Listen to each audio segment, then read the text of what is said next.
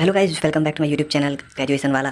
और आज हम करने वाले हैं राष्ट्र गौरव के जो आंसर की को सॉल्व, जो कि आपका 2023-24 का पेपर है। अभी आज आप पेपर देके आए होंगे, 10 तारीख का पेपर है। तो चलिए इसको सॉल्व करते हैं और देख लीजिए एक बार आप लोग। यहाँ आज ही का पेपर है। तो चलिए पहले क्वेश्चन शुरू करते हैं। लीलावती की रचनाकार है तो भास्कराचार्य। हमने आपको पहले ही बताया था ये सब क्वेश्चन।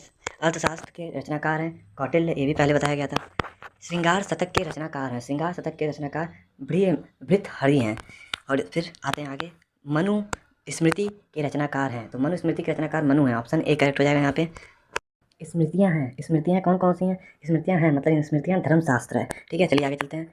अष्टांग हृदय के रचनाकार हैं, अष्टांग हृदय के रचनाकार वाग्भट्ट हैं।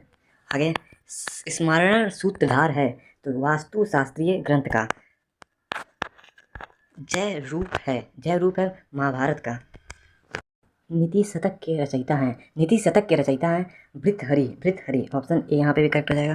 भारतीय संस्कृति है, भारतीय संस्कृति है समन्वय मूलक की। ठीक है, ऑप्शन यहाँ पे भी सही हो जाएगा। आगे चलते हैं। धर्म की प्रतिमूर्ति है, धर्म की प्रतिमूर्ति राम जी हैं। चलिए आगे। गोरक्ष शतक के लेखक हैं तो गोरक्ष शतक के लेखक हैं गोरखनाथ जी। तो आर्यभट्ट हैं, आर्यभट्ट गणितज्ञ थे। ऑप्शन बी करेक्ट हो जाएगा।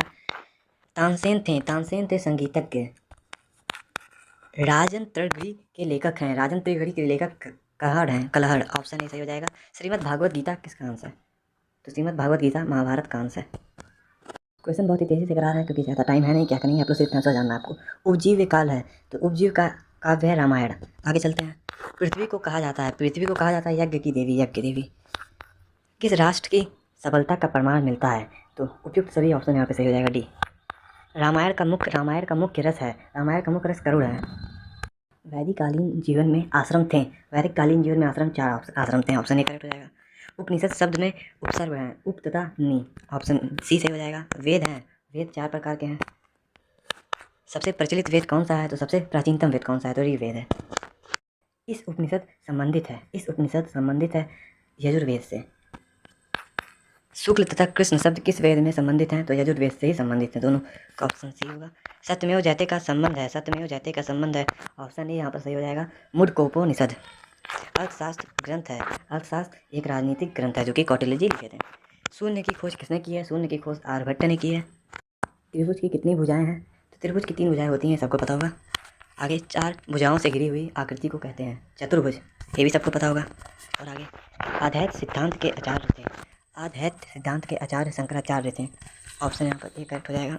चलिए आगे चलते हैं। राष्ट्र के निर्माण में मूल घटक नहीं है, राष्ट्र के निर्माण में मूल घटक बोली नहीं है। प्राचीन भारतीय गणराज्य महाजनपद संख्या में है तो 16 संख्या में है। रामायण में कुल कितने कांड और सर्ग हैं? तो 7 कांड हैं और 500 सर्ग हैं। रामानुजम संस्थापक हैं तो विशिष्टा दैत्य के। नंददास हैं, नंददास क्या हैं? कृष्ण भक्ति शाखा के, राम भक्ति शाखा के, प्रेम भक्ति शाखा के, ज्ञान मार्गी शाखा के। तो कृष्ण भक्ति शाखा के कवि हैं। दशमलव पद्धति के आविष्कारक हैं आर्यभट्ट। एकात्मवाद मानववाद के प्रेरता थे तो पंडित दीनदयाल। कबीर हैं, कबीर कौन से कवि हैं? तो कबीर हैं ज्ञान मार्गी शाखा के कवि। संविधान सभा में प्रारूप समिति के अध्यक्ष हैं तो भीमराव अंबेडकर। सत्यार्थ प्रकाश रचना है तो इस रचना किसकी है? विवेकानंद जी की। अष्टांगिक मार्ग का संबंध है गौतम बुद्ध से।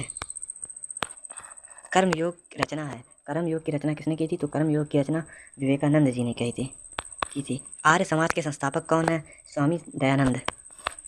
तो प्रतीय समुत्पाद सिद्धांत दिया है जैन धर्म का है। श्यामवाद सिद्धांत है तो श्यामवाद सिद्धांत किसका है? बौद्ध धर्म का। राष्ट्र गौरव का तत्व है उपयुक्त सभी। शंकराचार्य का संबंध है विशिष्टाद्वैत से, नहीं, शंकराचार्य का संबंध है अद्वैत वेदांत से। तपस्वी संबंध है तो इसका संबंध है अद्वैत सिद्धांत से। चलिए मिलते हैं अगले वीडियो में। चैनल को सब्सक्राइब, वीडियो को लाइक जरूर कीजिएगा गाइस। मिलते हैं अगले वीडियो।